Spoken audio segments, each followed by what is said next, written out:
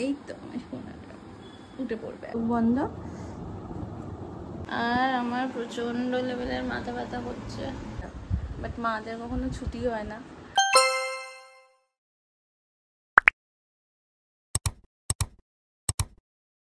Good morning everyone, welcome back to my channel and a brand new blog. আশা করি তোমরা সবাই খুব ভালো আছো আর সুস্থ আছো। আমরা সবাই খুব ভালো আছি। আজকে মঙ্গলবার আর আজকে আর একটা নতুন ব্লগে তোমাদের অনেক অনেক ওয়েলকাম। তো এখন টিফিন বানানোর জন্য চলে এসেছি। উঠেছি অনেক তাড়াতাড়ি, 6:30টায় উঠেছি। বাকি যা যা টুকটাক কাজকর্ম ছিল, জেপ্টো থেকে কিছু অর্ডার দেওয়া ছিল সেগুলো নিয়ে আসলাম। তো চাউমিন, আজকে টিফিনে চাউমিন বানাবো। চাউমিনটা অলরেডি গরম জলে আমি দিয়ে গেছিলাম। তো চাউমিনটা হয়ে গেছে, সেদ্ধ হয়ে গেছে। এবারে চাউমিনটা একটু ছেঁকে রাখি আর বাকি জিনিসগুলো কেটে নিই। সেগুলো যা কাটা, সেদ্ধ হয়ে গেলে চাউমিন করতে আর বেশিক্ষণ তো টাইম লাগবে না যদি জিনিসগুলো কাটা থাকে। তো ওইগুলো কেটে নিয়ে তারপরে আলুকে তুলবো। ওকে তুলতে বাকি চাউমিনটা রেডিও হয়ে যাবে। তো চলো আজকে তোমাদেরকে সাথে নিয়ে আর একটা নতুন ব্লগ শুরু করছি। স্কিপ না করে ব্লগটা পুরো দেখো, আশা করি তোমাদের ভালো লাগবে। ভালো লাগলে অবশ্যই লাইক, শেয়ার অ্যান্ড সাবস্ক্রাইব করে আমার পাশে থাকতে হবে। ছোট্ট জিনিসগুলো আগে ফ্রিজে ঢুকিয়ে দিই। এইবার না এই ইয়োগার্টটা নিয়ে আসলাম, মিল্ক মিস্টের ব্লুবেরি ইয়োগার্ট। আমার বেশ খেতে ইচ্ছা করলে নিয়ে আসলাম। এটা ফ্রিজে রেখে দিই, অফিসে যাওয়ার সময় নিয়ে যাব, খেতে ইচ্ছা করবে। আর এমনিতে নর্মাল টক দই আমি একবারই নিয়ে আসি, এরপরে পাতবো তরকারিতে। তেল, সয়াবিন, আর এটা আমার ফেভারিট ক্যারামেল পপকর্ন। আমার ফেভারিট এটা ছোটো সাইজটা নিয়েছি, বড়ো সাইজটা নিয়ে নিই। এইটা হচ্ছে পিভিআরে পাওয়া যায়, তো আমি অনেক দিন ধরে খুঁজছিলাম, এটাই পেয়েছি। আমি প্রায় যখনই ব্লিঙ্কিট বা জেপ্টো থেকে কিছু অর্ডার দিই আমি এটা আনিয়ে নিই। আর আছে বাটার। ব্যাস এই হয়ে গেল, প্যাকেটটা কাজে লাগবে ভালো।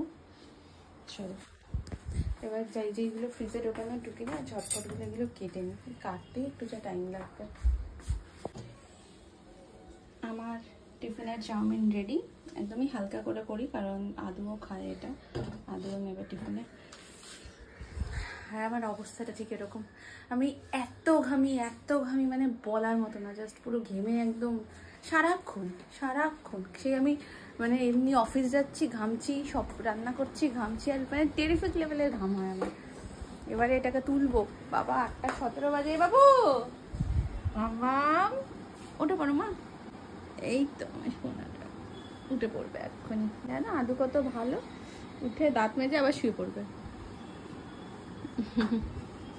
আচ্ছা, আদু কিভাবে ব্রাশ করে দেখো। আদু হচ্ছে ঘুমিয়ে ব্রাশ করে, ঠিক আছে?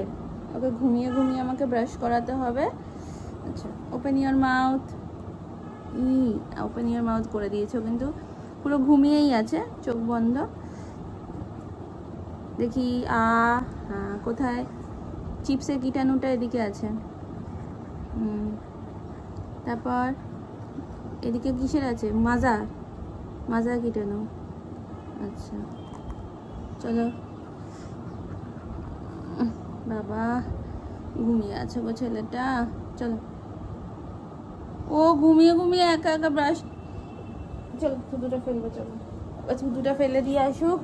ওলে বলে তারপর একেবারে মুখ ধুয়েই চলে আসে। তখন বেরিয়ে গেছি, একটা অটো পেলাম না। 2 মিনিট ধরে দাঁড়ালাম অটোর জন্য, অটো পাইনি। হেঁটেই এখন স্টেশনের দিকে যাচ্ছি। ঢুকলাম অফিসে। শরীরটা হঠাৎ করে খুব খারাপ লাগছে। মেট্রোতে এসি তো চলেই না, মেট্রোর এসি এত বাজে, সাফোকেটেড হয়ে গেছে পুরো, শরীর খারাপ লাগছে। বাজে এখন 5:10 আর আমি বেরোলাম অফিস থেকে। আজকে শরীরটা ভালো লাগছে না, সেরকম ক্লিপিংসও নিইনি, শুধু ঘুম পাচ্ছে আর মাথা যন্ত্রণা করছে, খুব হালকা মাথাটা যন্ত্রণা করছে, হচ্ছে গ্যাস হয়েছে। তো আর সেরকম অফিসের ভেতরে সেরকম আর কিছু ক্লিপিংস নেওয়া হয়নি। এবার বাড়ি যাই, বাড়ি গিয়ে এখন আদুকে পড়াতে বসাবো, চিলি চিকেন বানাবো, কাজ আছে। হঠাৎ করে আবার বৃষ্টি নেমে যাচ্ছে, বড় ফোঁটা পড়ছে।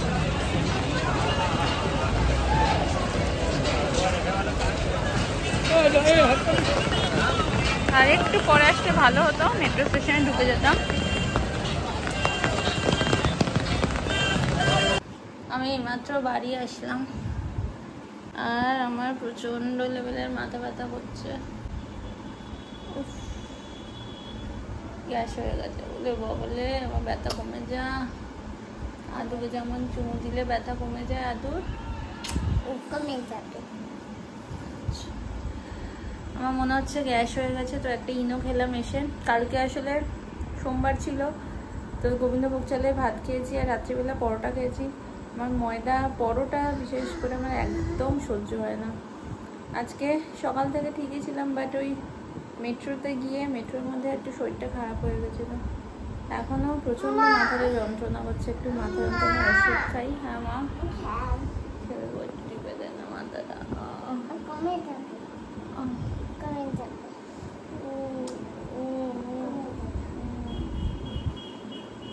টিপে দেয় একটু।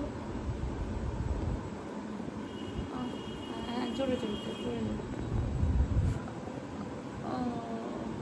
হেভি টিপছিস তো।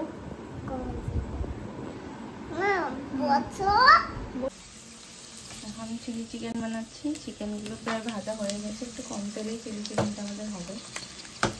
তো এই কটা ভাজা বাকি আছে, বাকি সব কাটাকুটিও হয়ে গেছে। এটা ভাজা হলেই তো জাস্ট সস দিয়ে দিলেই হয়ে যাবে। সো আমার চিলি চিকেন রেডি। আজকে সবার জন্যই চিলি চিকেনটা বানিয়েছি, শুধু শুভর জন্য না।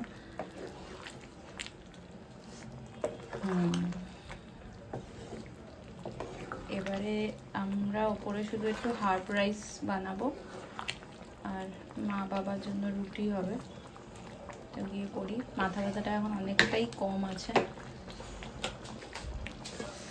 এখন বুঝি, এখন একটা জিনিস খুব ভালো বুঝি, যেটা হচ্ছে মা হওয়া মানে কতটা ডিফিকাল্ট। শরীর খারাপ হোক, যাই হয়ে যাক, বাট মাদের কখনো ছুটি হয় না। সেই আদুকে যেমন খাওয়ানো দাওয়ানো সমস্ত কিছু করতেই হয় আমার। তাও এখন বড় হচ্ছে, এখন মাঝে মধ্যে একটু একা একা খাচ্ছে বলাতে, কিন্তু তাও অ্যাটেনশন তো চাই। যেটা মা হওয়ার আগে কোনো রকম শরীর খারাপ বা মাথা ব্যথা এই সমস্ত হলে যেটা রিল্যাক্স করতে পারতাম, চুপচাপ শুয়ে ঘুমাতে পারতাম, বিন্দাস, কোনো চিন্তা থাকতো না। বাট এখন সেই টেনশন ফ্রি লাইফ তো আর নেই, বা সেই মানে সেরকমভাবে তো আর থাকতে পারি না। তো সত্যি মা হওয়াটা অনেকটাই ডিফিকাল্ট। আর এই জন্যই বলে, হয়তো এই সমস্ত ছোট ছোট জিনিসগুলোর জন্যই হয়তো বলে যে মা হওয়াটা ডিফিকাল্ট। মানে বাচ্চা মানুষ করা সত্যি খুব কষ্টের কাজ। এখন যাব নিচে, রুটি করব। আর গরম তো আছে, আর আমার মনে হচ্ছে আমি এক্সট্রিম লেভেলের ঘামছি, শরীরে কোনো রকম হয়তো প্রবলেম হতে পারে বা কিছু। বাজে এখন 8:40। এবার রুটি করে এসে দেন আদুকে আজকেও বলেছে একাই খেতে দিয়ে দেবো, যতটা খাবে খাবে, বাকি তারপর আমি খাইয়ে দেবো। এই যে আদু এখন একা একা খেতে শিখে গেছে। আদু এখন চিলি চিকেন দিয়ে ওকে ভাত মেখে দিয়েছি ঘি দিয়ে, ও এখন এটা একা একা খাচ্ছে। একটা বাধা, একটা মামিয়া, একটা দাদি, সবাই কেউ খাচ্ছে। চিকেনটা ভালো হয়েছে বাবা?